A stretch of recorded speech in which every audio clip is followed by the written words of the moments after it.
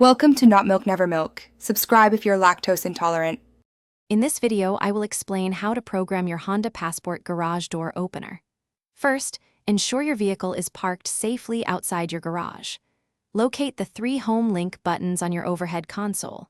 To clear any existing programming, press and hold the 2 outer home link buttons for about 20 seconds until the indicator light flashes rapidly, then release them. This ensures a fresh start for your new programming. Now, let's train your home link system using your garage door remote.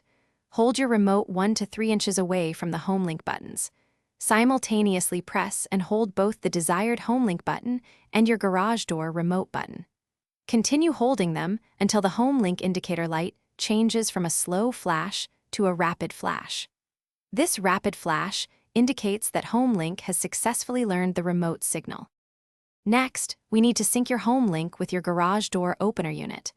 Go to your garage door opener motor, usually found on the ceiling. Locate the Learn or Smart button on the motor head.